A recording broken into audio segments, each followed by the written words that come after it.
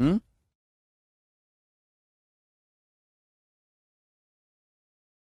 Students, क्या मैं आपको लाइव दिखाई दे रहा हूं? देखना एक बार।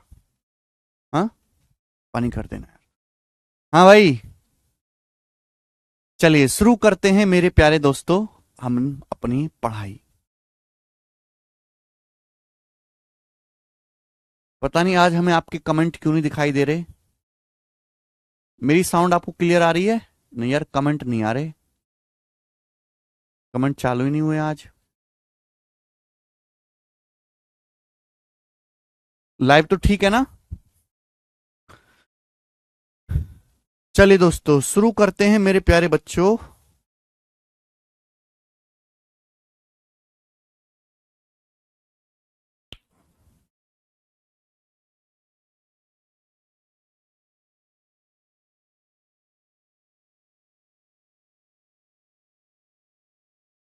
जी, अपनी कहानी, सवाल नंबर 143। ठीक है ना? आज हम परसेंटेज की तीसरी और आखिरी छोटी सी सीट शुरू करेंगे, जिसमें कुल 40-50 सवाल है, फिर खत्म हो जाएगा चैप्टर ये। चलो बताइए, इस सवाल का आंसर क्या होगा मेरे प्यारे भाई? बशीर का वर्किंग आवर पर डे 15% बढ़ गया, उसका वेजेस पर आवर 20% बढ़ गया। तो आपसे पूछा है उसकी डेली अर्निंग कितना बढ़ जाएगी। बशीर की जो है वो डेली अर्निंग कितना परसेंट बढ़ जाएगी, ये सवाल है आपके सामने, बताएं।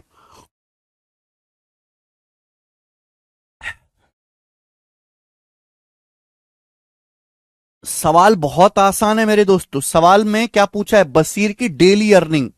अब बताओ डेली अर्निंग होता क्या है।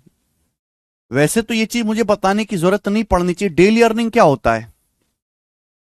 डेली अर्निंग क्या होता है मेरे दोस्तों?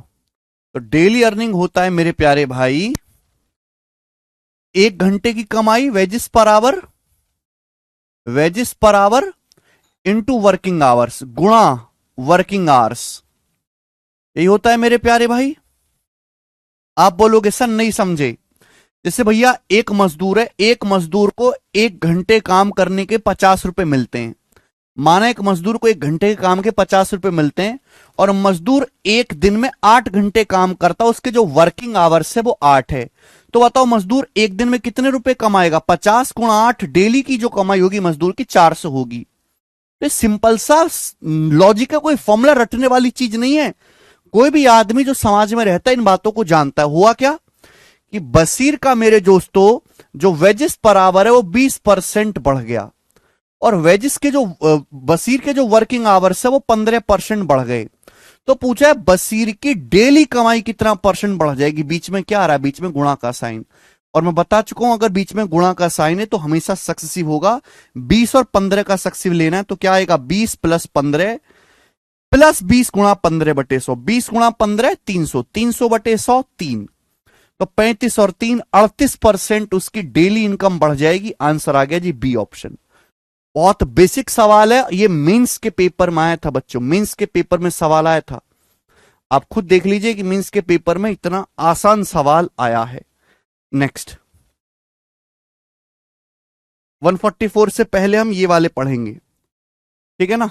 अगला टाइप मेरे प्यारे भाई ध्यान से सुनेगा, अगला टाइप क्या आ गया। देखो बच्चों, मैंने आपको परसेंटेज की पहली शीट में मेंसुरेशन वाले सवाल करवाए थे, लेकिन मैंने आपको क्वेश्चन बुक करवाए थे रेशियो से सॉल्व, है ना? आप इन सवालों को सक्सेसिव के फॉर्मूला से भी कर सकते हो।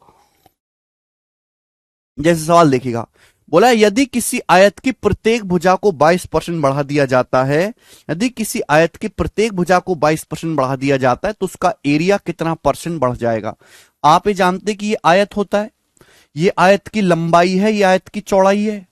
अब आप मुझे बताओ कि आयत का एरिया क्या होता है। आयत का एरिया होता है लंबाई गुणा चौड़ाई, लंबाई गुणा चौड़ाई, बीच में गुणा आ रहा है।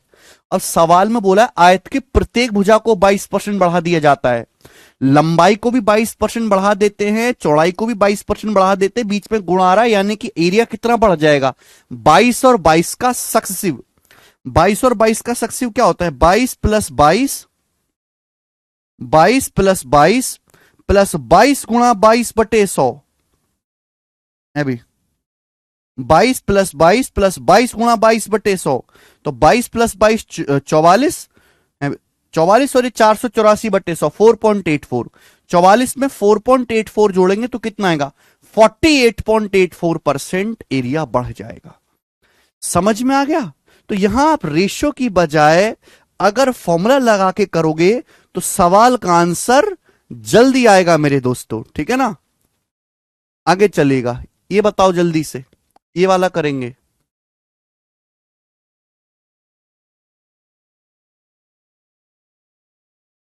बोला गया यदि किसी आयत की लंबाई 13% बढ़ जाती है, चौड़ाई 8% कम हो जाती है, तो एरिया में कितने प्रतिशत का परिवर्तन होगा। अब ये भी मैंने पढ़ा है कि आयत का जो क्षेत्रफल होता है, आयत का जो एरिया होता है बच्चों, वो होता है लंबाई गुणा चौड़ाई, L गुणा B। अब बोला गया कि आयत की लंबाई 13% बढ़ जाती है, 13% बढ़ जाती है, चौड़ाई 8% कम हो जाती है, 8% कम हो जाती है, इसका मतलब माइनस। तो एरिया में कितने परसेंट का चेंज आएगा, बीच में क्या आ रहा है, मल्टीप्लाई। अगर बीच में मल्टीप्लाई है तो क्या लगेगा बेटा, सक्सेसिव, यानी कि एरिया में कितना चेंज आएगा, 13 और -8 का सक्सेसिव। तो 13 -8 माइनस 13 गुणा 8/100, 13 × 104, 104/100, 1.04 है ना। अब 13 में से 8 घटाएंगे 5, 5 में से 1.04 घटाएंगे तो एरिया 3.96% इंक्रीज हो जाएगा। तो सवाल का जो आंसर है मेरे प्यारे भाई वो क्या है, सी ऑप्शन।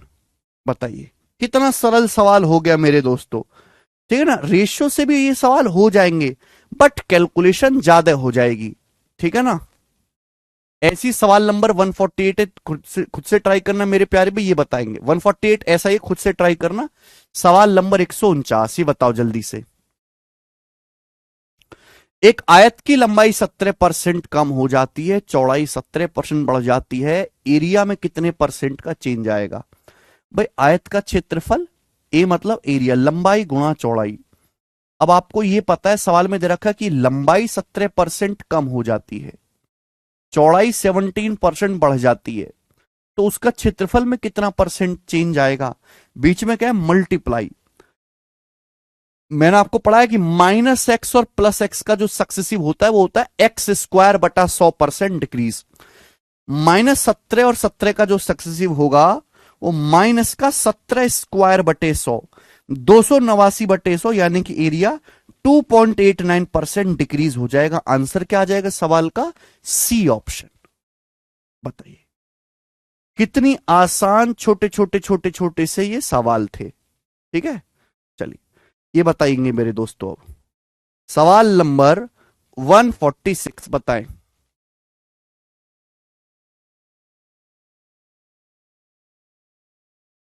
ये रह गया था बीच में, बताओ।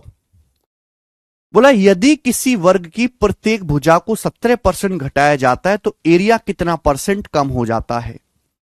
स्क्वायर की हर एक साइड को 17% घटाया जाता है तो एरिया कितना परसेंट कम हो जाएगा। आप मुझे बताओ स्क्वायर का क्षेत्रफल क्या होता है। स्क्वायर का क्षेत्रफल होता है भुजा का वर्ग, साइड का स्क्वायर होता है। भाई अगर किसी वर्ग की चारों भुजाएं बराबर होती है, अगर किसी वर्ग की भुजा ए है तो उसका एरिया क्या होता है, भुजा का वर्ग, ए स्क्वायर। ए स्क्वायर का क्या मतलब होता है बेटे, ए स्क्वायर का मतलब होता है ए गुणा ए। अब स्क्वायर की हर साइड को 17% घटाया जाता है, ये भी 17% घटाया गया, ये भी 17% घटाया गया, तो एरिया में कितना चेंज आएगा, बीच में मल्टीप्लाई है, तो -17 और -17 का सक्सेसिव करना पड़ेगा बेटे। -17 का सक्सेसिव क्या आएगा, -17 -17 माइनस का 34, x + y + xy/100, इन दोनों की गुणा, 17 × 17 289, -17 × -17 प्लस हो जाएगा 289/100, 2.89। तो -34 में 2.89 जोड़ेंगे तो कितना आएगा, 31.11% एरिया घट जाएगा। एरिया 31.11% ये आएगा ना, 31 2 33, हाँ 31.11% एरिया डिक्रीज हो जाएगा। आंसर सवाल का क्या आएगा, सी ऑप्शन आएगा। फाइनल आंसर नेगेटिव आ रहा है, इसका मतलब यह है कि आपका एरिया घट गया है।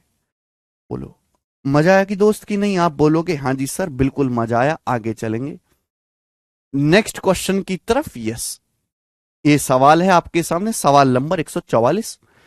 ये जो है मैंने छोड़ दिया था वो कि अब इसको आप ज्यादा बेहतर तरीके से कर पाएंगे। जरा करो बेटे, करो जरा इस सवाल को।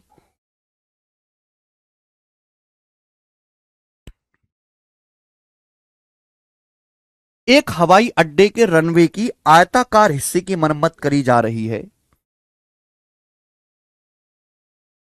For which an estimate was made on the basis of rate R रुपए पर स्क्वायर यूनिट। देखो, एक हवाई अड्डे का रनवे है जिसपे हवाई जहाज लैंड करता है ना, जिससे वो ऐसे है रेक्टेंगल, इस पे हवाई जहाज उड़ते हैं चढ़ते हैं।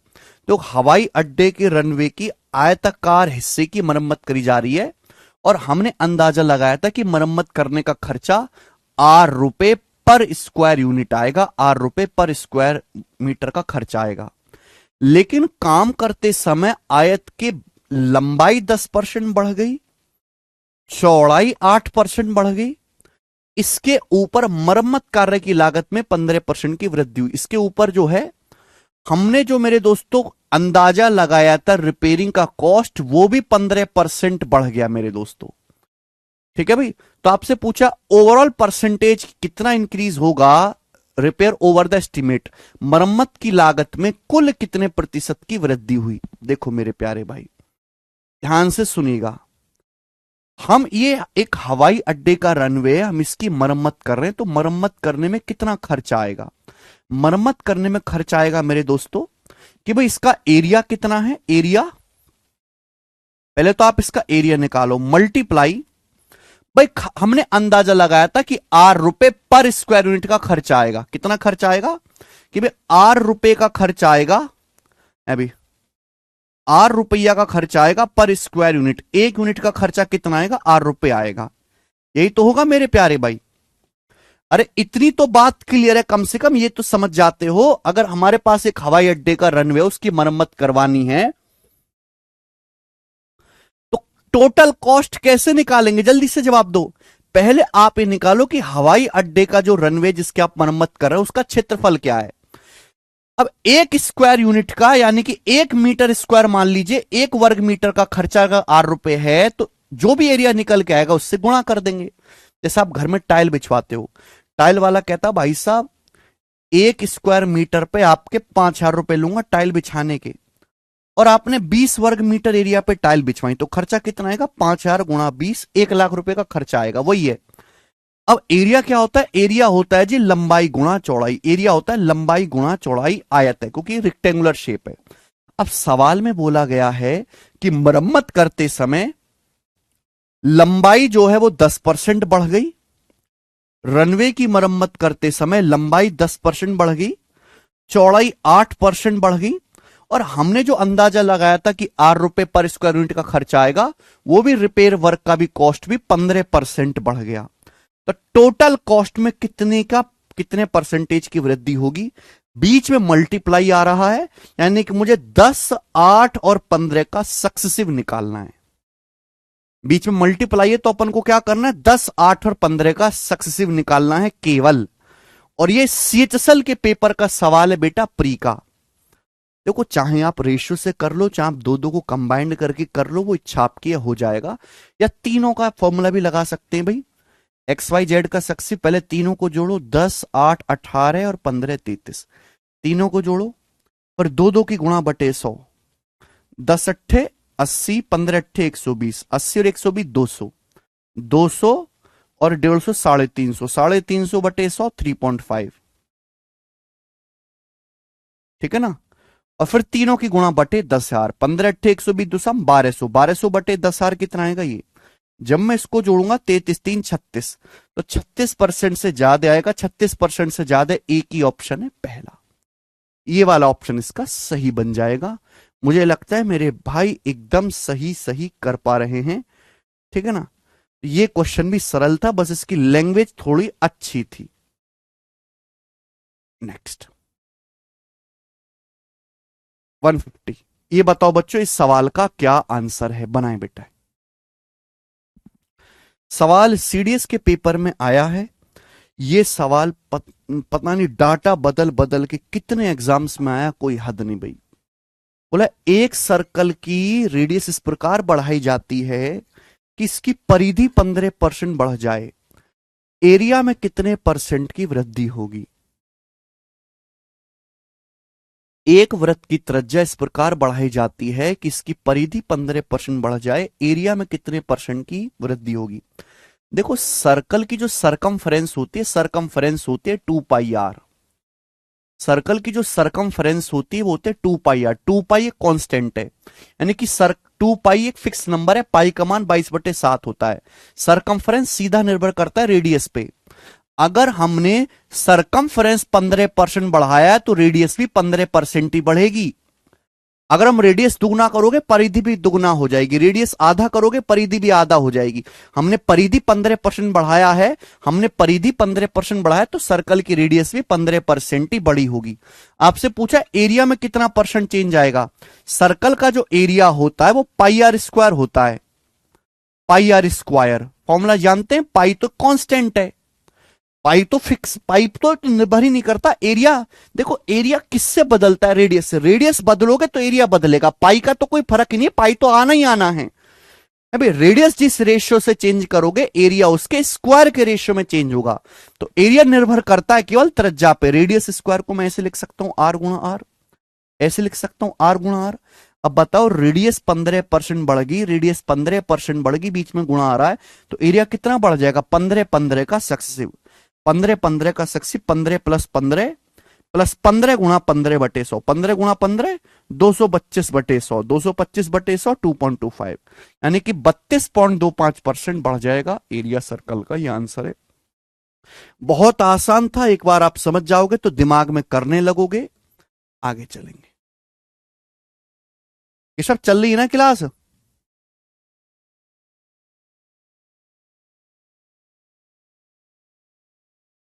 करो, ये बताएंगे।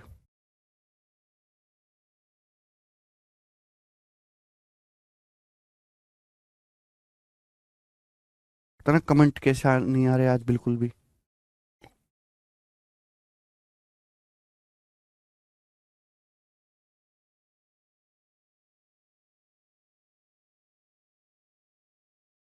नेट चल भी रहा है।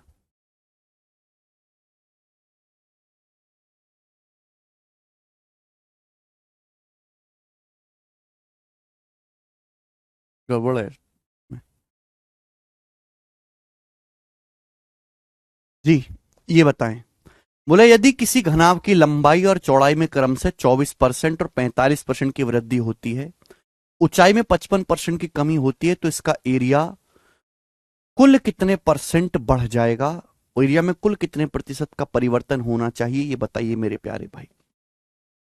देखिए आप जानते हैं कि घनाभ का जो क्षेत्रफल होता है, जो घनाभ का एरिया होता है वो होता है लंबाई गुणा चौड़ाई गुणा ऊंचाई, L गुणा B गुणा H।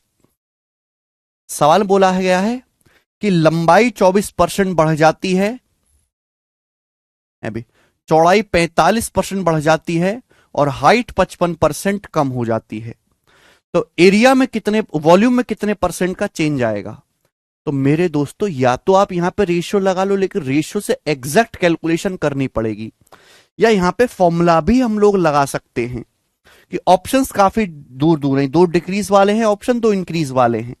भाई लंबाई बढ़ गई 24% है भाई, और ये चौड़ाई बढ़ गई 45%, और हाइट कितना कम होगी, हाइट 55% कम होगी, हाइट जो वो 55% कम होगी।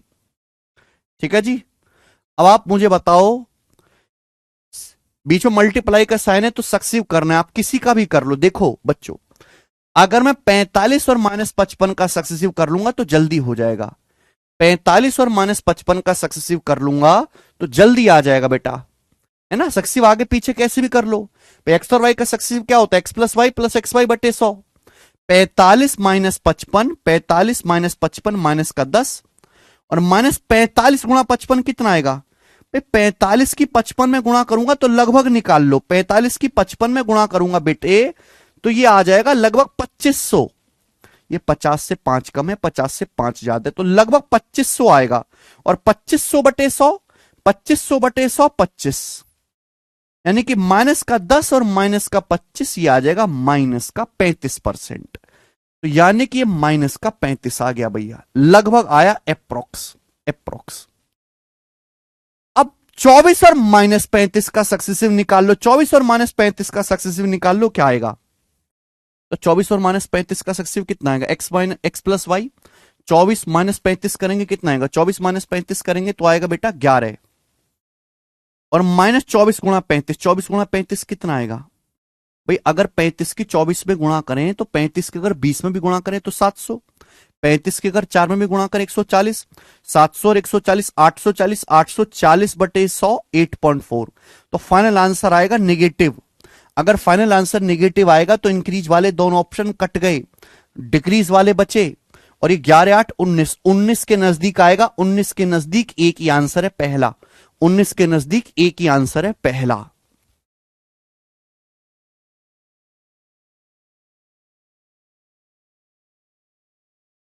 विजय कह रहे हैं एमबीबीएस वाले की गोद में सर रख के लाइव देख रहा हूं। अच्छा विजय भाई, तुम्हारा नसीब तो बड़ा चोखा है।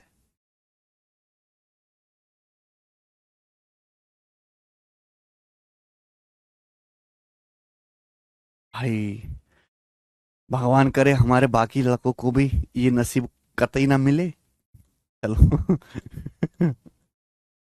देख रहे हो लोंडो कैसी बात कर रहा है ये लड़का। आगे चलेंगे।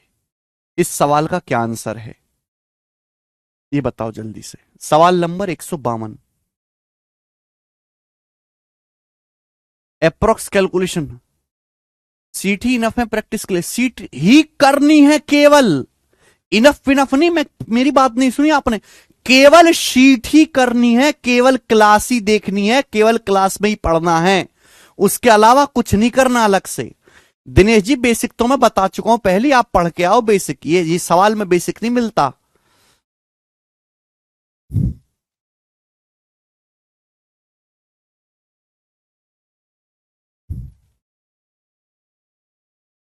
पूरा सॉल्व नहीं किया जाता अखिलेश, हवा में सॉल्व किया जाता है बेटा।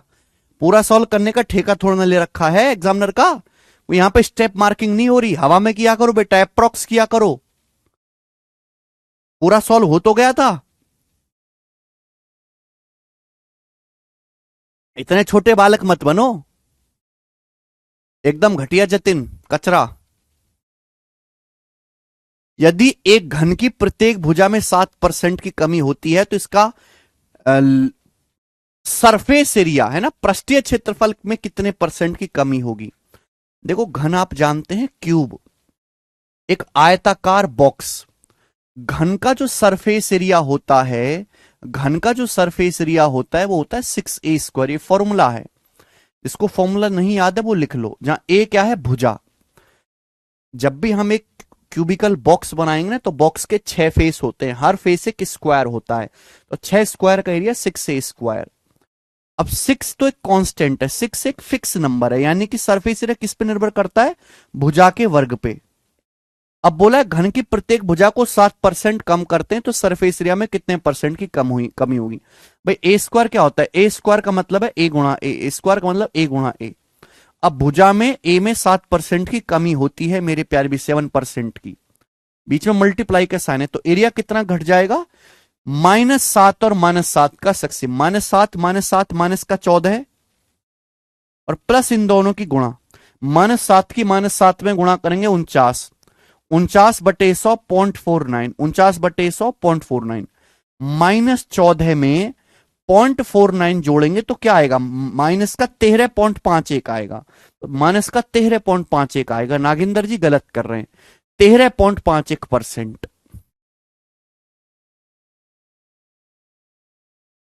ठीक है।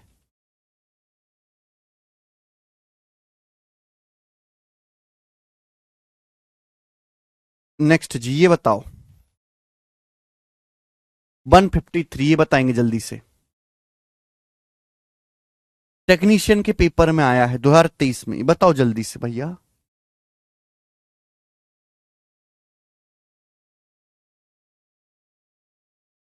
हाँ जी, कर दो बेटे, जल्दी कर दो। और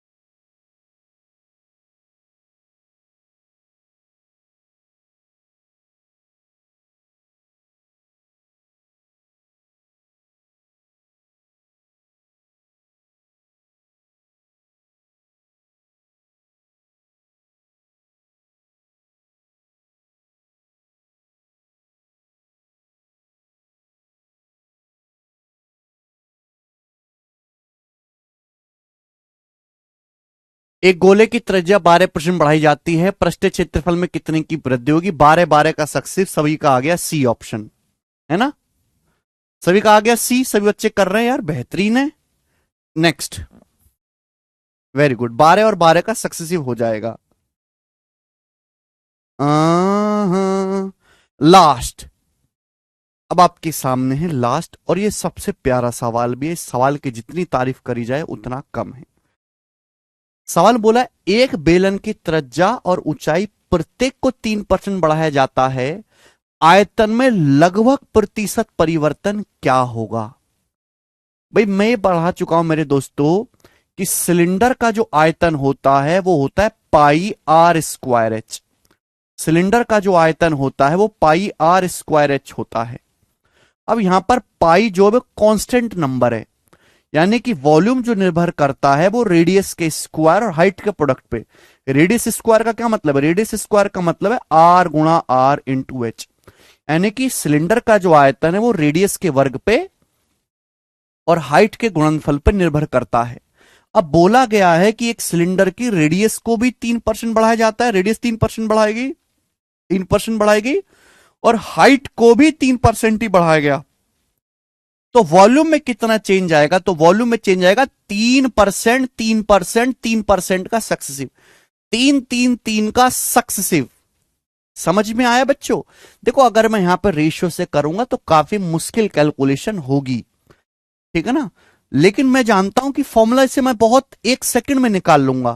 भाई मुझे 3 संख्याओं का सक्सेसिव निकालना है, कैसे निकालेंगे? पहले तीनों को जोड़ो, 3 + 3 + 3, तीनों को जोड़ो 9, पर 2 2 की गुणा बटे 100, 2 2 की गुणा, 3 × 3 = 9, 3 × 9, 3 × 9, तो 9 9 9 27, 27 बटे 100 0.27, पर तीनों की गुणा, तीनों की जब गुणा करूंगा तो 3 × 9 = 27, 27 को 10,000 से भाग दूंगा, 27 को 10,000 से भाग दूंगा तो 0.0027, तो ये आएगा मेरे दोस्तों 9.2727%। 9.2727% आ गया और ये एग्जैक्ट आंसर आ गया। सवाल में लगभग पूछा तो लगभग कितना है 9.27%। लगभग कितना है 9.27% लगभग है। डी ऑप्शन नहीं है बेटे, बी ऑप्शन है। कुछ बच्चे डी ऑप्शन बता रहे हैं, हिमांशु डी नहीं होगा। 3%, 3%, 3% का जो सक्सेसिव आप निकालोगे वो लगभग 9.27 आएगा।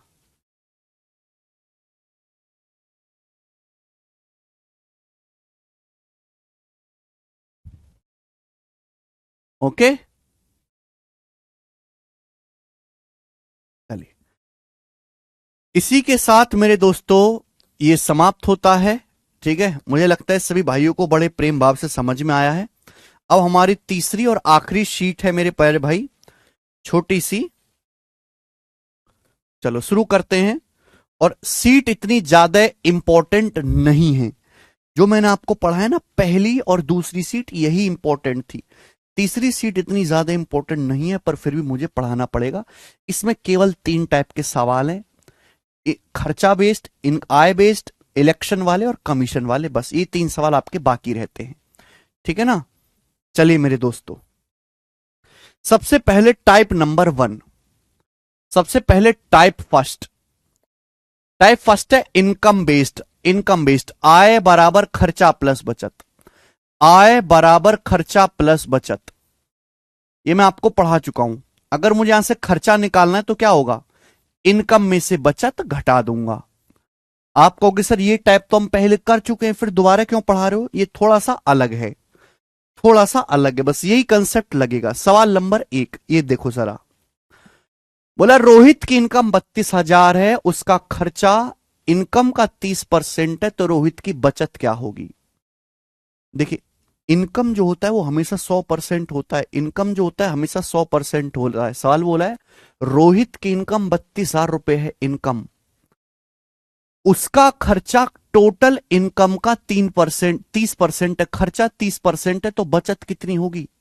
एक बार बताओ, रोहित 32,000 रुपए कमाता है, 32,000 में से रोहित 30% खर्च करता है।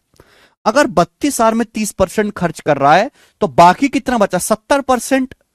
अगर 32,000 में से 30% खर्च कर रहा है तो 32,000 का 70% रोहित बचत कर रहा है। 100% में से 30% खर्च कर दिया तो बाकी का 70% रोहित ने बचत करी। तो 32,000 रुपए का 70% बचत हो जाएगी रोहित की। परसेंटेज से 2 जीरो कट गया, 32 सत्ते होता है 224, तो 22,400 आंसर है। 32 सत्ते 224। ठीक है, समझ में आई बात। आप बोलोगे हां जी सर बात समझ में आ गई। नेक्स्ट इजी है, सीपीओ का। देखो बहुत सारे टीचर इनको प्रॉफिट लॉस में पढ़ाते हैं, लाभ हानि चैप्टर में। ज्यादातर सभी उसी चैप्टर में पढ़ाते हैं, पर मुझे लगता है कि लाभ हानि में नहीं, परसेंटेज में चीज पढ़ानी चाहिए। ठीक है, तो ये टाइप में प्रॉफिट लॉस में नहीं कराऊंगा, मैं यही कराता हूं परसेंटेज में। जी बनाओ। बोला अमेलिया अपनी इनकम का 68% बचाती है। अमेलिया का खर्चा 25,720 है, तो पूछा अमेलिया की बचत सेविंग्स कितनी है। सेविंग्स देखो भाई, इनकम तो 100% होता है, इस बात का जवाब दो। इनकम हमेशा 100% होता है। आप बोलोगे हाँ सर इनकम 100% होता है। 100% में से 68% बचत करती है अमेलिया, तो बाकी क्या है फिर, खर्चा। अगर 100% में से 68% बचत करिए तो 100 में से 68 घटा दीजिए, 100 में से 68 घटा दीजिएगा, यानी कि अमेलिया अपनी इनकम का 32% खर्चा करती है। सवाल में क्या दिया, खर्चा कितना दिया, 25,720 रुपए। 25,720 रुपए खर्चा आपको दिया। बताओ कितने गुना है, मुझे जल्दी से जवाब दीजिएगा, कितने गुना है भाई। वो काट भी सकते हैं, पर मुझे लग रहा है कटेगा नहीं, यहां पर पूरा पूरे दशमलव में जाएगा। तो पूछा मंथली बचत कितनी। मंथली बचत आपसे, मंथली बचत यानी कि 68% की वैल्यू पूछी है। 32% की वैल्यू आपको दी है और आपसे 68% की वैल्यू पूछी है। यही है ना सवाल। आपसे 100% नहीं पूछा कि आप इनकम निकाल, अगर आपसे इनकम पूछी होती तो आप 100% का मान बताते। सवाल में आपसे बचत पूछी है तो 68% की वैल्यू। अब आता है कैलकुलेशन, 68 में 17 आ रहा है तो आंसर 17 से कटने वाला होगा। पहले तो आप 17 का मल्टीपल चेक कर दो। दूसरा तरीका ऑप्शन से, देखो प्यारे भाई, 32 का दुगुना 64 होता है, 32 का दुगुना 64 होता है, 68 है, यानी कि दुगुने से ज्यादा हो गया हल्का सा।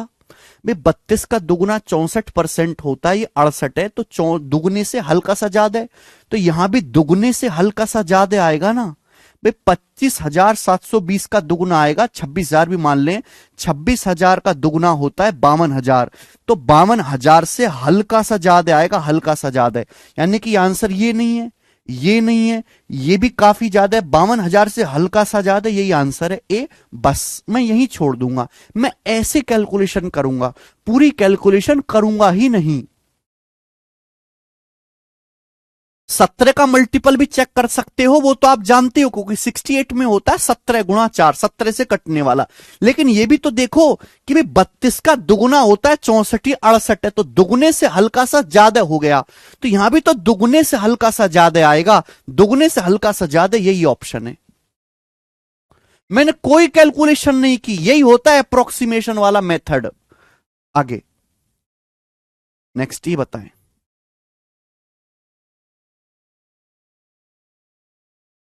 करो। एक आदमी अपनी सैलरी का 72% खर्च कर देता है और हर महीने 5740 रुपए की बचत करता है। बोला उसकी सैलरी का, उसकी एनुअल सैलरी का, वार्षिक सैलरी का 10% कितना होगा। बहुत बढ़िया सवाल है, बच्चे इस सवाल को गलत करेंगे। सवाल में दे एक आदमी अपनी सैलरी का 72% खर्च कर देता है। अगर कोई आदमी 72% खर्च कर रहा है तो फिर वो बचत कितनी कर रहा है बताओ। 100%, अगर कोई आदमी 100% में से, कोई आदमी 100% में से 72% खर्च कर रहा है, तो बाकी का 28% बचत कर रहा है। 100 में से 72 घटाइएगा, बाकी का 28% बचत कर रहा है। और जबकि वो बचत कर कितनी रहा है, 5740 रुपए की। ये एक महीने की बचत है, एक महीने की बचत 5740 रुपए, एक महीने की मेरे प्यारे भाई, समझ में आया बेटे। एक महीने की बचत 5740 रुपए है, तो 28% की वैल्यू 5740 से बताओ कितने गुना। तो 28 दूनी 56, जीरो चला जाएगा, 28 पंजे 140, 205 गुना।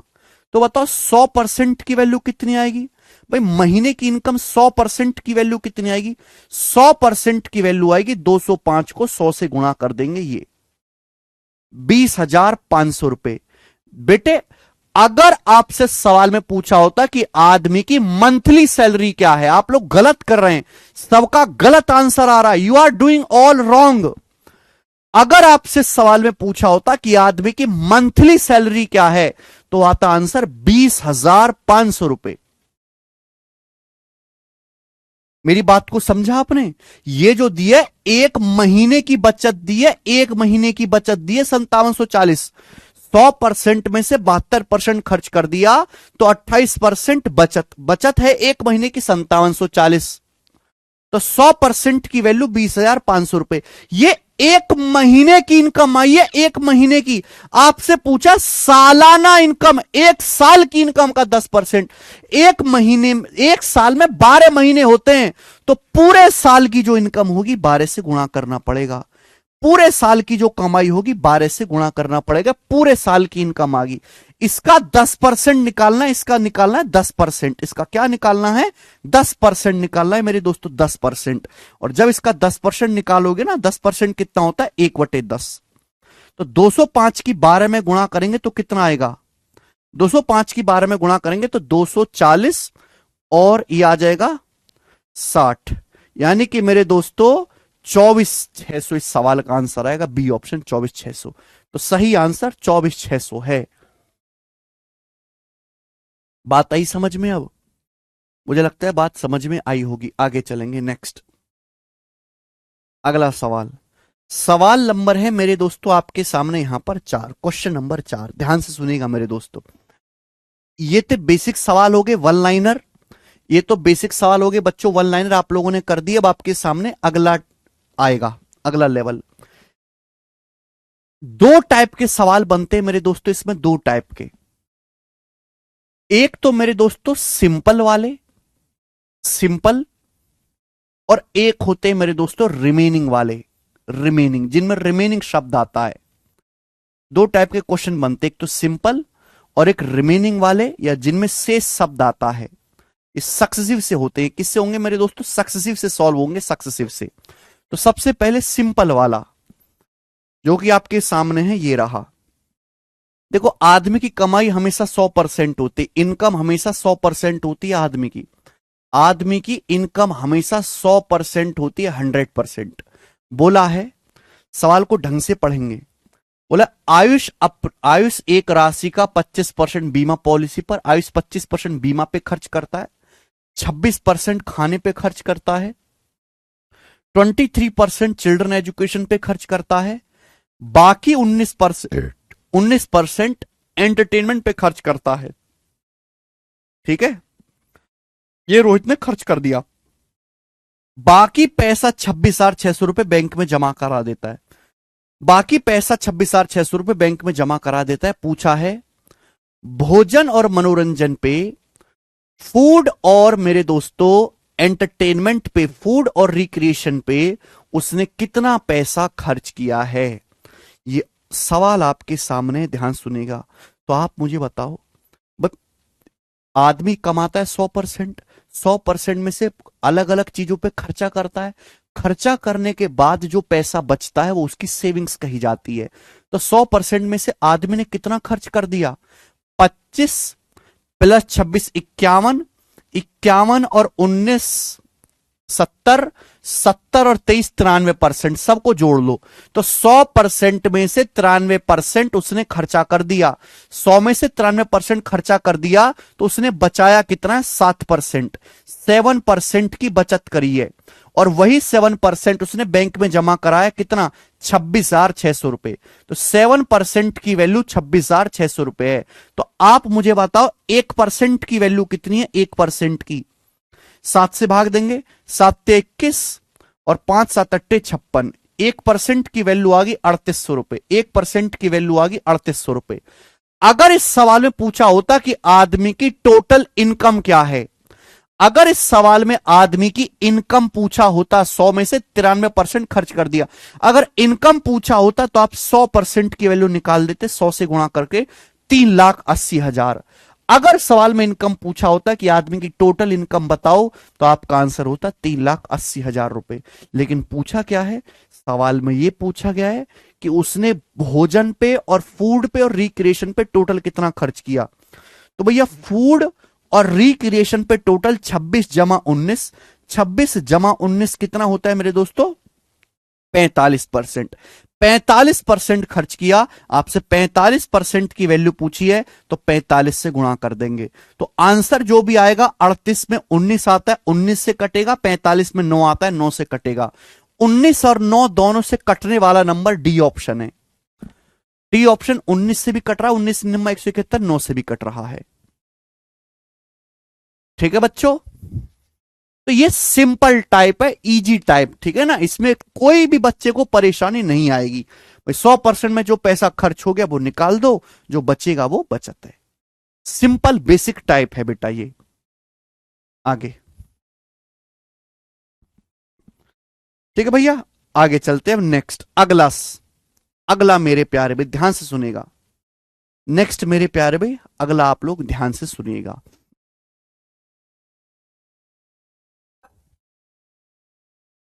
सवाल नंबर है 5 आपके सामने। अगला टाइप जिसमें रिमेनिंग, देखो एक ही क्वेश्चन से समझ गए होगे, मुझे जरूरत नहीं है कि इस टाइप के मैं आपको 5 सवाल सिखाऊं, आप एक ही सवाल में सीख जाओगे। अगला टाइप, ठीक है ना। नेक्स्ट, जिनमें रिमेनिंग शब्द आता है, रिमेनिंग शब्द आता है मेरे दोस्तों, ऐसे सवाल को हम सक्सेसिव मेथड से करते हैं। ऐसे सवाल को बच्चों हम सक्सेसिव मेथड से करते हैं, चाहे फॉर्मूला लगाओ चाहे रेशियो मेथड लगाओ। सुनिए, बोला है Rita spend 25% of her monthly income on house rent. देखो पहले मैं बेसिक समझाता हूं। ये रीता पैसा कमाए, ये रीता की इनकम है। इनकम में से 25% वो हाउस रेंट पे खर्च करती है।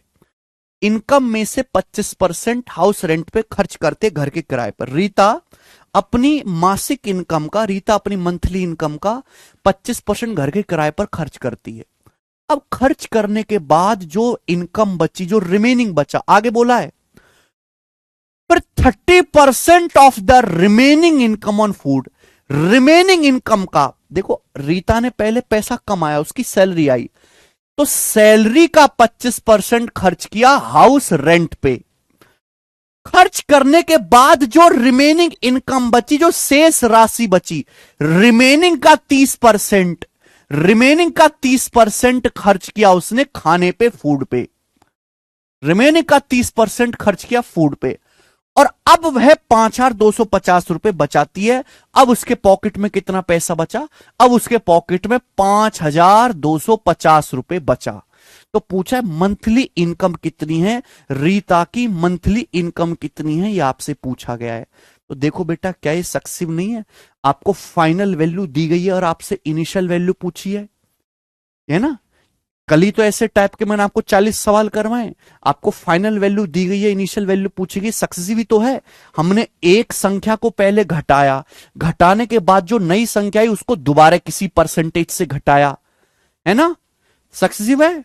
तो आपको देखते ही पता लग जाना चाहिए कि जिस सवाल में भी रिमेनिंग शब्द आएगा ना, शेष शब्द आएगा, जिस सवाल में भी रिमेनिंग शब्द आएगा, आप तुरंत समझ जाइएगा कि वो सक्सेसिव का क्वेश्चन है। और ऐसे सवालों को आप रेशियो मेथड से करोगे। ये पेपर में बनाना नहीं है, ये मैंने आपको समझाने के लिए बताया। तो बताओ, रीता ने 25% खर्च कर दिया 1/4, 25% खर्च कर दिया 1/4, 1/4 खर्च कर दिया, तो बचा कितना? 4 में से 3। फिर रिमेनिंग का 30% खर्च किया। 30% कितना होता है? 3/10। 10 में से 3 खर्च किया, तो बचा कितना मेरे दोस्तों? 7। तो आ गया मेरे दोस्तों 40:21। ये इनिशियल वैल्यू से फाइनल वैल्यू का रेशियो आ गया। ये इनिशियल वैल्यू क्या मतलब? रीता की इनकम। अगर रीता की इनकम 40 है तो इतना इतना खर्चा करने के बाद फाइनली उसके पॉकेट में 21 यूनिट बचा। अगर रीता की इनकम 40 है तो ये सारा खर्चा करने के बाद उसके पॉकेट में 21 यूनिट बचा। 21 की वैल्यू सवाल में 5250 रुपए दी है। कितने गुना? आप कहोगे सर जी 21 दूनी 42, 10 21 पंजे 105, 250 गुना। तो 40 की वैल्यू भी 250 गुना आएगी, 10,000 रुपए। 40 की वैल्यू भी 250 गुना आएगी, 10,000 रुपए रीता की इनकम है। बी ऑप्शन इसका सॉल्यूशन हो गया। ये आपको नहीं बनाना था, ये तो मैंने आपको बेसिक समझाने के लिए किया, ठीक है ना बेटे। रेशियो मेथड जिंदाबाद। सवाल का डाटा आसान है, आप 100 मान के भी कर सकते हो, ठीक है। आगे चलेंगे, अगला क्वेश्चन यही ज्यादा आता है पेपर में, यही ज्यादा आता है। देखो, एक लेवल ऊपर बढ़ाया गया सवाल को, ध्यान सुनिएगा। बोला है भवानी ने अपनी इनकम का 15% बच्चों की एजुकेशन पर और, या रिमेनिंग शब्द नहीं लगाया, और लगाया, और 20% भोजन पर खर्च किया। आप बताओ, भवानी ने अपनी मंथली इनकम का 15% चिल्ड्रन एजुकेशन पे एंड 20% फूड पे खर्च किया। एंड आ रहा है, एंड। तो 15% और 20%, 15-20 कितना होता है? 35% खर्च कर दी भी भवानी ने। भवानी ने इनकम का कितना खर्च कर दिया? 15% चिल्ड्रन एजुकेशन पे, 20% भोजन पे। 15 जमा 20, 35। फिर आ गया रिमेनिंग। अब जो रिमेनिंग इनकम बची है, 35% खर्च करने के बाद जो रिमेनिंग इनकम बची है, रिमेनिंग का 40% उसने खर्च किया स्पोर्ट्स पे, रिमेनिंग का 40% खर्च किया स्पोर्ट्स पे, रिमेनिंग का 40% स्पोर्ट्स पे, और 30% ट्रांसपोर्ट पे खर्च किया। इन सभी खर्चों के बाद उसके पास 10,257 रुपए बचे। तो यहां पे रिमेनिंग शब्द आ गया, ध्यान सुनिएगा। सवाल में यह कहा गया अब रिमेनिंग का 40% खर्च किया स्पोर्ट्स पे और 30% ट्रांसपोर्ट पर। तो रिमेनिंग में से कितना खर्च किया? रिमेनिंग का 40% स्पोर्ट्स पे और 30% ट्रांसपोर्ट पर। तो 40 और 30 70, यानी कि रिमेनिंग का 70% खर्च किया। पहले 35% खर्च किया, फिर 35% खर्च करने के बाद जो इनकम बची है उस रिमेनिंग इनकम का टोटल 40 जमा 30 70% खर्च किया। इन सभी खर्चों के बाद उसके पास 10,257 रुपए बचे।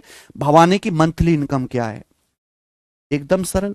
पहले 35% खर्च किया 7/20, 5%, फिर 70% खर्च किया 7/10, 35% खर्च किया 7/20, 7/20 का मतलब 20 से कितना बचेगा? 13। फिर 70% खर्च किया 7/10, तो 10 से कितना बचेगा? 3।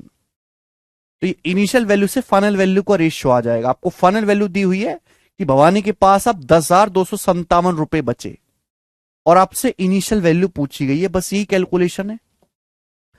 कर भी सकते हैं कैलकुलेशन को। बताओ किससे जाएगा? 13 से चला जाना चाहिए है भाई। 13 7 91 कितना बच जाएगा? 11। 13 8 104। 13 7 91, 11, 13 और 13 निम्मा 117। बोलो। अब 3 से चला जाएगा मेरे दोस्तों ये है भाई। 26 3 78, 263। तो इसकी वैल्यू भी 263 टाइम्स हो जाएगी मेरे दोस्तों। तो ये हो जाएगा जी 526, है ना? 520 और 6, 526, 52,600। 52,600 रुपए सवाल का आंसर है। 52,600। ऑप्शन नंबर यहां से सी करेक्ट है। 52,600। बात समाप्त।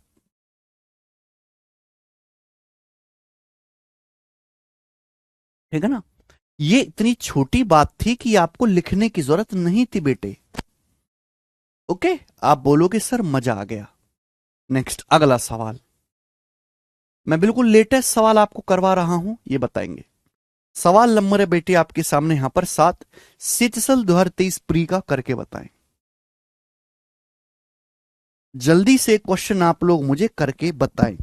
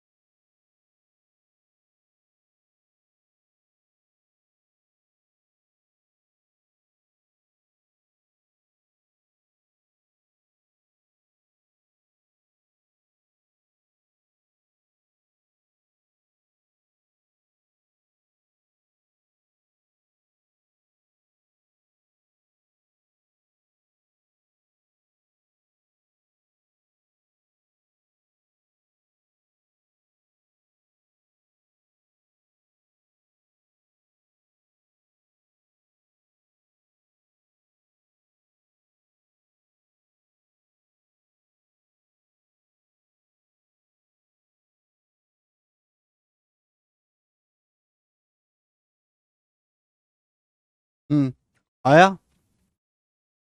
बी ऑप्शन बता रहे हैं ना, एक आदमी अपनी इनकम का 30% किराए पर खर्च करता है, फिर रिमेनिंग का 15% भोजन पर, फिर रिमेनिंग का 35% बाकी खर्चों के लिए उपयोग करता है। उसके पास 1,62,435 रुपए बचे, तो मंथली इनकम कितनी है? भाई कुछ बच्चे बी ऑप्शन बता रहे हैं, कुछ ए ऑप्शन बता रहे हैं, ऐसा कैसे चलेगा? सवाल का आंसर क्या है? बी ऑप्शन सवाल का आंसर है 4,20,000 रुपए, यही आएगा बेटे, है ना। सक्सिव आपको लगाना है, सभी बच्चों ने कर लिया होगा, है ना। लेटेस्ट सवाल है, कैलकुलेटिव क्वेश्चन है, ऐसे आते हैं पेपर में। नेक्स्ट, आगे सवाल नंबर है मेरे दोस्तों आपके सामने यहां पर अब 8। ये बताइएगा जी, इस क्वेश्चन का क्या आंसर है, जल्दी से जवाब दो। ऐसा ही हल्का सा चेंज है। बोला राजन अपनी सैलरी का 10% किराए पर खर्च करता है। राजन 10% किराए पर खर्च करता है। वह अपनी सैलरी का शेष शब्द आ गया रिमेनिंग, ऐसे हर एक सवाल में शेष शब्द आएगा। रिमेनिंग सैलरी का 20% ट्रांसपोर्ट पर खर्च करता है। उसके बाद वो रिमेनिंग सैलरी का 40% भोजन पे खर्च करता है। इसके अलावा वह रिमेनिंग का 80% बली बिलों पर खर्च करता है। रिमेनिंग का 80% छोटे मोटे बिलों पर खर्च करता है। अब आगे क्या दिया, आगे सवाल में दिया है वह बैंक में 5,000 रुपए जमा करता है और 1,480 रुपए अपने स्वयं के छोटे मोटे खर्च के लिए रखता है। भाई इस हिसाब से पैसा खर्च किया, खर्च करने के बाद उसने 5,000 रुपए बैंक में जमा करा दिए और 1,480 रुपए अपने पर्स में रख लिए छोटे मोटे खर्चे के लिए। उसकी सैलरी कितनी है? तो हो जाएगा सॉल्व। रिमेनिंग शब्द आ रहा है, पहले 10% खर्च किया किराए पर, 10% मतलब 1/10, 10 में से 9 बचेगा। फिर रिमेनिंग का 20% खर्च किया, 20% मतलब 1/5 खर्च किया, तो 5 से 4 बचेगा। फिर रिमेनिंग का 40% खर्च किया, 40% कितना होता है? 2/5। 40% खर्च किया 2/5, तो 5 से 3 बचेगा। फिर रिमेनिंग का 80% खर्च किया, 80%, 80% कितना होता है? 1/5। 80% कितना होता है? सॉरी, 4/5।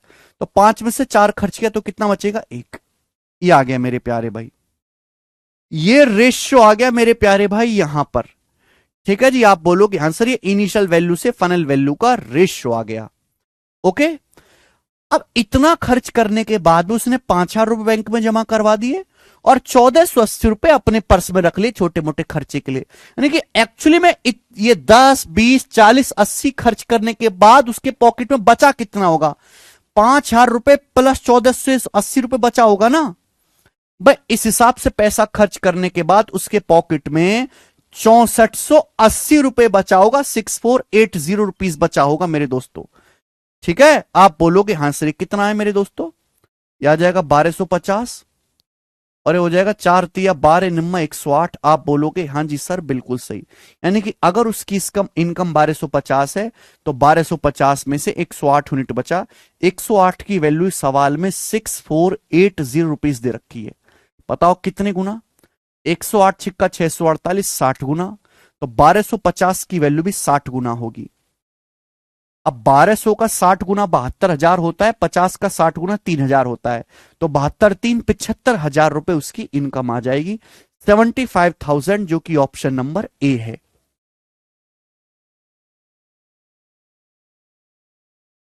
बताइए, आसान सवाल है। तो एक बार आपका कंसेप्ट क्लियर है ना, तो केवल कंसेप्ट क्लियर होना चाहिए। सवाल कितना लेंदी है, कितना कैलकुलेटिव है, वो आप अब अपने हिसाब से उड़ा लोगे। ठीक है, आगे चलते हैं मेरे दोस्तों, है ना। रंग बिरंगे सवाल, 2 क्वेश्चन और हैं इस टाइप के, ये बताएं। सवाल नंबर 9, क्वेश्चन नंबर 9, ये बताओ जी, सीजीएल 2023 प्री के पेपर में सवाल आया है। एसएससी सीजीएल 2023 प्री के एग्जाम में सवाल आया है, बताओ। 5,000 बैंक में जमा किया है, 1,480 अपनी पर्स में रखा सुकृति, तो टोटल उसके पास 5,000 प्लस 1,480, 6,480 बचा होगा। आगे नेक्स्ट क्वेश्चन, सवाल नंबर 9 बनाएं। 3,000 क्यों ऐड हुआ, कलोल कह रहे हैं। बेटे जब मुझे 1250 की 60 में गुणा करनी थी तो मैंने पहले 1200 की 60 में गुणा कर ली, फिर 50 की 60 में गुणा कर ली, ब्रेक करके गुणा करी है। उसकी टेंशन मत लो आप, ये देखेंगे। अच्छा सवाल है।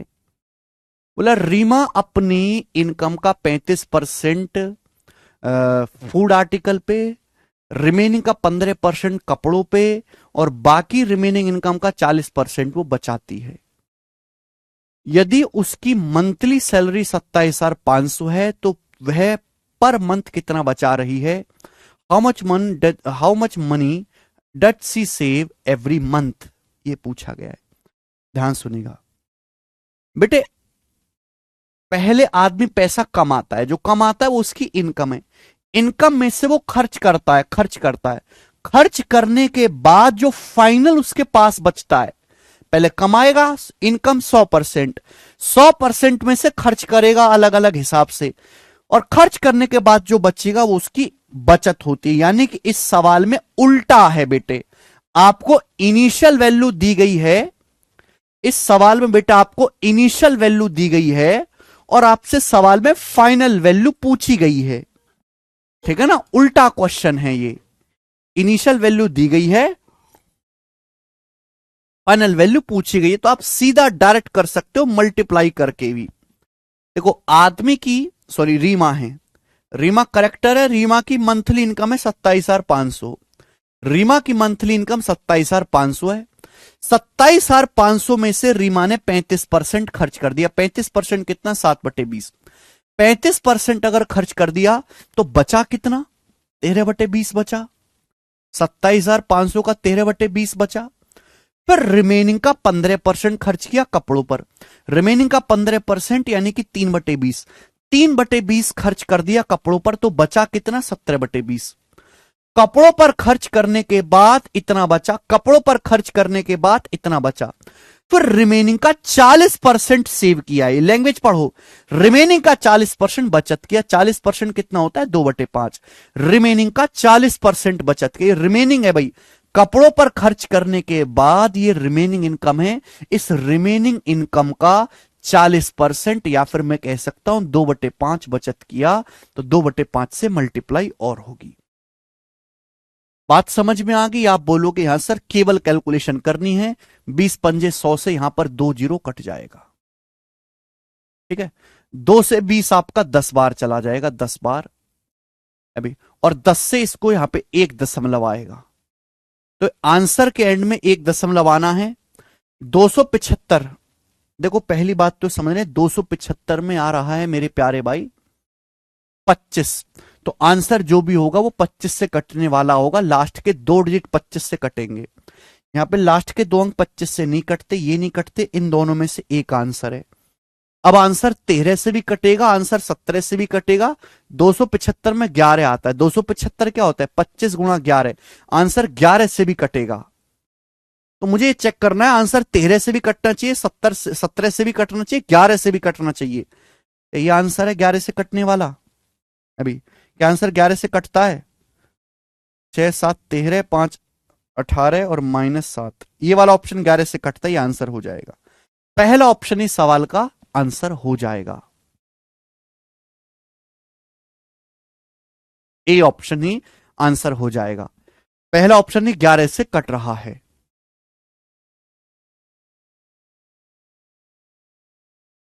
3/5 लास्ट आएगा।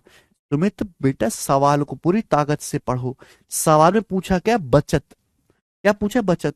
बोला रिमेनिंग का 40% बचाती है। ये सीधा बचत ही दे रखा है। ये नहीं बोला कि रिमेनिंग का 40% खर्च करती है, ये नहीं बोला।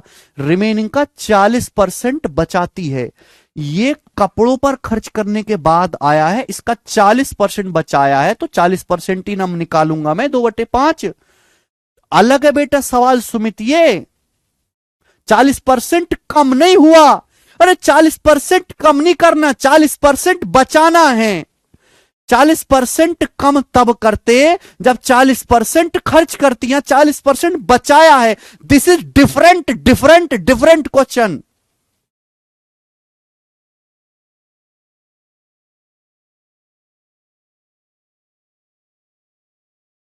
ओके।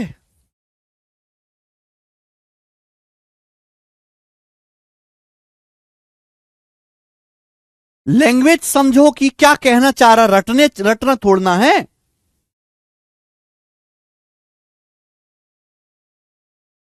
ठीक है, तो बेसिक सवाल है, आगे चलेंगे अब। नेक्स्ट सवाल आपके सामने यहां पर मेरे दोस्तों 10, सवाल नंबर है 10। और ये जो है इस टाइप का लास्ट क्वेश्चन है, फिर अगला टाइप आएगा। इस टाइप का लास्ट क्वेश्चन है, करके बताओ, करो।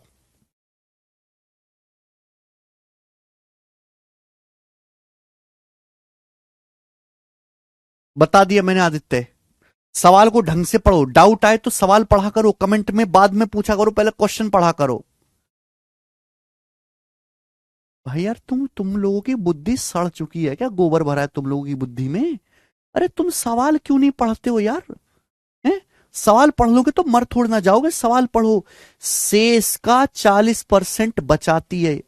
ये लाइन को 10 बार पढ़ो। जिस दिन इस लाइन को आप पढ़ना सीख जाओगे, अपने आप डाउट खत्म हो जाएंगे। 11 कहां है? हाँ, 11 यहां से है बेटे। 275 25 से कटता है ना। 25 × 11, 275 25 × 11 होता है। तो 11 का मल्टीपल आएगा 275 में, 11 छुपा हुआ है। बताओ सवाल नंबर 10। अजय कह रहे हैं सर आप कभी लाइफ से रिलेटेड बात क्यों नहीं करते? अरे ऐसे में घुस गई लाइफ, मैं गणित से रिलेटेड बात करूंगा। गणित ही इतना वास्ट है और इतना समय है ही नहीं कि मैं लाइफ जैसी बकवास चीजों पे बात करूं। गणित सिखाने के लिए पैसे लिए हैं, गणित सिखाऊंगा और हर बच्चे को मेहनत से पढ़ाऊंगा। बाकी लाइफ का टंटा अपने आप समझो तुम। तुम्हारी लाइफ है, तुम जानो। गणित सिखाने में कोई ये नहीं कह सकता कि सर आप ईमानदार नहीं है। जो भी छोटी सी आपने फीस दी उसका 10 गुना रिटर्न देता हूं मैं, खून जला के अपना।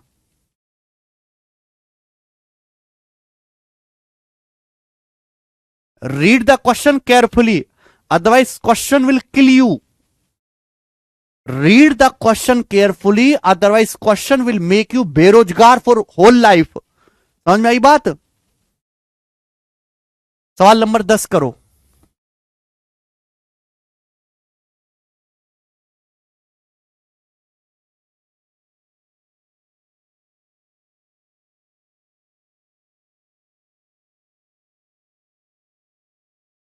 करेंगे जी। क्या आंसर है इस सवाल का? फटाफट।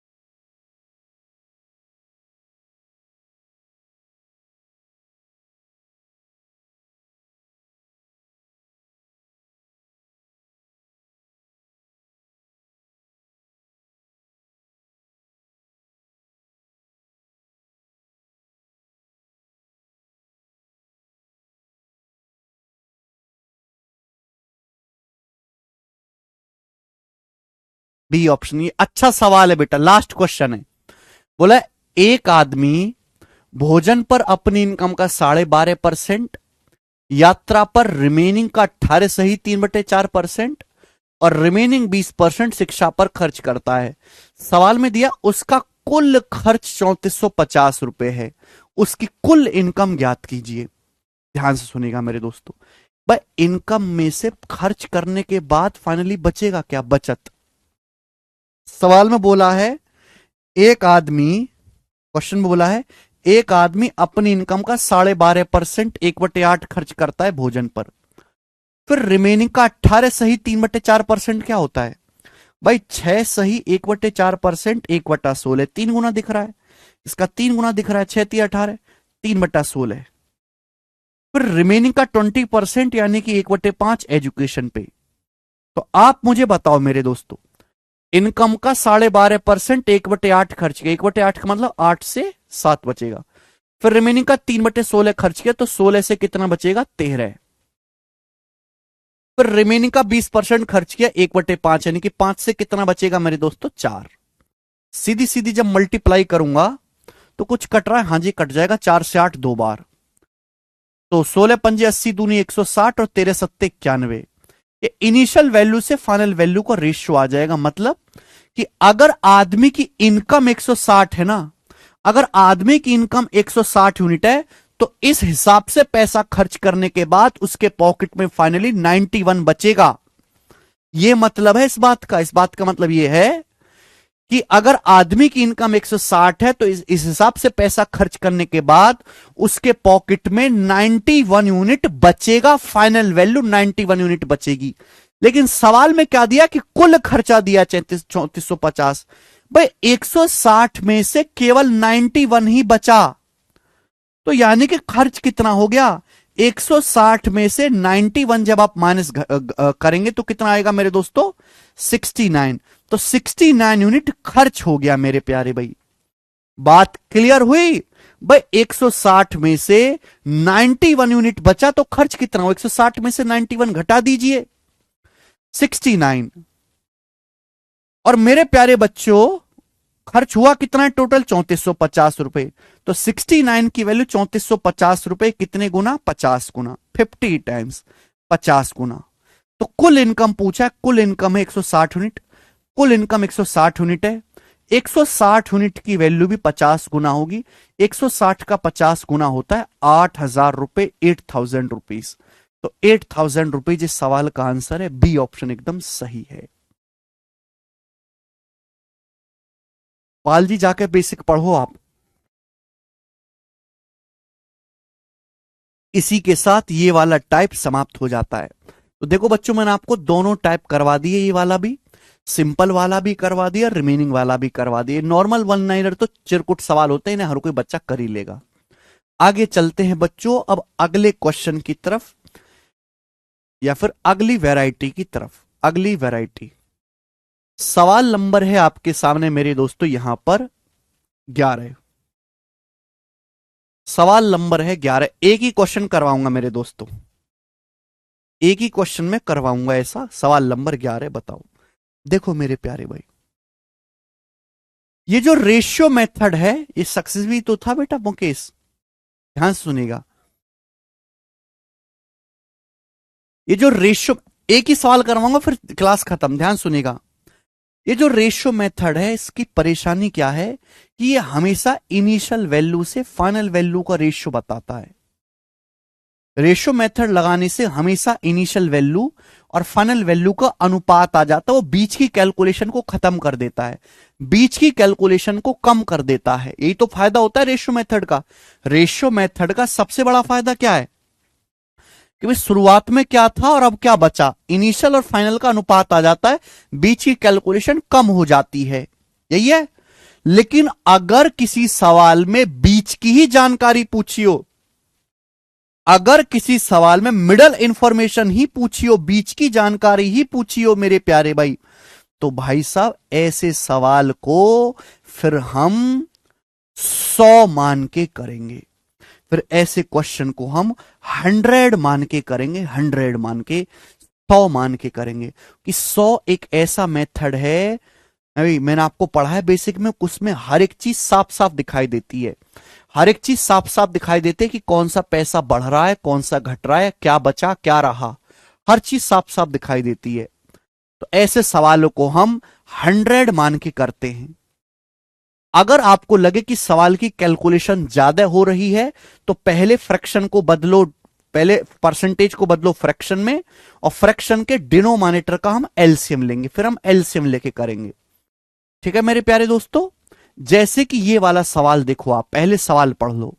बोला है राजू 10% और 20% अपनी इनकम का खर्च करता है ट्रांसपोर्ट पे, फूड पे, पर रिमेनिंग का 30% खर्च करता है वो कपड़ों पे, बाकी वो बचत करता है। बोला यदि उसकी बचत 26,460 है तो आपसे पूछा है उसने टोटल एक्सपेंडिचर का, उसने कुल खर्चे का फूड और क्लोथिंग पे, भोजन और कपड़ों पर कुल मिलाकर कितना खर्च किया, भोजन और कपड़ों पे कुल मिलाकर कितना खर्च किया। सवाल का डाटा बहुत आसान है। तो मैंने ये मान लिया कि माना राजू की इनकम 100 है, मैंने मान लिया कि माना राजू की इनकम 100 है, तो 100 में से 10% खर्च किया ट्रांसपोर्ट पे और 20% खर्च किया फूड पे, रिमेनिंग नहीं आ रहा। 100 में से 10 खर्च किया मेरे दोस्तों उसने किस पे, ट्रांसपोर्ट पे, ट्रांसपोर्ट पे, और 20 खर्च किया मेरे दोस्तों उसने फूड यानी कि खाने पे। तो 100 में से 10 और 20 30 खर्च कर दिया, बचा कितना, 70। भाई 100 में से 30 खर्च कर दिया तो बचा कितना, 70 बचा। अगर उसकी इनकम 100 है, 100 में से 10 और 20 30 खर्च कर दिया, बचा 70। फिर रिमेनिंग का सवाल में ढंग से पढ़ो आगे। बोला है रिमेनिंग का 30% खर्च करता है वो कपड़ों पे, रिमेनिंग का 30% कपड़ों पे खर्च करता है। रिमेनिंग है 70, 70 का 30% कितना होता है, 21, पर रिमेनिंग कितना बचा, 70। अब रिमेनिंग का 30%, तो 70 का 30% कितना होता है, 21। ये उसने खर्च किया है कपड़ों पर, कपड़ों पर। तो फाइनली कितना बचेगा, 70 में से 21 घटाएंगे 49, तो फाइनली उसके पास 49 यूनिट बचेगा। अब कितना बचेगा, 49 यूनिट बचेगा। सवाल के अनुसार उसकी सेविंग्स है कितनी, 26,460, तो 49 की वैल्यू 26,460 रुपए है। सवाल में क्या पूछा है, सवाल में पूछा है भोजन और कपड़ों पर मिलाकर कुल कितना खर्च हुआ। तो बेटे भोजन पर खर्च हुआ है 20, कपड़ों पर खर्च हुआ है 21, तो 20 और 21 41। भोजन पर 20 रुपए खर्च हुए, कपड़े पर 21 हुए, 20 और 21 41। आपसे सवाल में 41 यूनिट की वैल्यू पूछी गई है। अगर आप इस यहां पर रेशियो लगाते तो कभी ये पता ही नहीं चलता कि भोजन पे कितना खर्च हुआ, कपड़ों पे कितना खर्च हुआ। 100 मान के ही अकेला ऐसा मेथड है जिसमें आपको हर चीज साफ साफ दिखाई देती है कि यहां इतना खर्च हुआ, इस पे इतना खर्च हुआ, इस पे इतना खर्च हुआ। तो जब भी ऐसा कोई सवाल आएगा जिसमें बीच की जानकारी पूछी होगी, ऐसे सवाल को हम हमेशा रेशियो मेथड से बनाएंगे मेरे प्यारे दोस्त, सॉरी 100 मान के बनाएंगे, ठीक है ना। रेशियो यहां पर नहीं इस्तेमाल करोगे क्योंकि बीच की जानकारी पता नहीं चलती रेशियो से। 100 मान के किया तो मुझे साफ साफ दिखाई दे रहा है कि भाई ट्रांसपोर्ट पे 10 खर्च हुआ, खाने पे 20 खर्च हुआ, कपड़ों पे 21 खर्च हुआ। खानों पर कपड़ों पे मिलाकर कितना खर्च हुआ, 41 यूनिट की वैल्यू पूछी गई है। देखो 49 यूनिट की वैल्यू 26,460 है, 49 की वैल्यू 26,460 रुपए, तो 1 यूनिट की वैल्यू कितनी होगी, बटे 49। आपसे 41 यूनिट की वैल्यू पूछी गई, 41 यूनिट की वैल्यू पूछी गई, मल्टीप्लाई बाई 41 रुपए, ये आंसर आ जाएगा मेरे दोस्तों। मेरे को कैलकुलेशन करनी है, बताओ क्या आएगा। देखो एंड में तो 0 आएगा ही, क्या आएगा बेटे सवाल का आंसर। अरे 70 का 30% निकाला, 21 बता तो दिया था सुजीत, सुनते क्यों नहीं हो। क्या आ जाएगी इसकी कैलकुलेशन करके बताइएगा। ए ऑप्शन आएगा 22,140 रुपए, है ना, 22,140 रुपए आएगा। सब बच्चे समझ पा रहे हैं, 22,140 रुपए, 22140। ठीक है भाई। तो इस क्वेश्चन, ये बहुत ज्यादा फेमस नहीं है, बहुत ज्यादा नहीं पूछा जाता है, इसलिए मैंने आपको एक ही सवाल करवाया। तो आज की क्लास को मेरे प्यारे बम यहीं पे विश्राम देते हैं। मुझे लगता है कि आपको समझ में आया होगा ये वाला टाइप, ठीक है ना। इसके आगे हम अगली क्लास में करेंगे। बाय।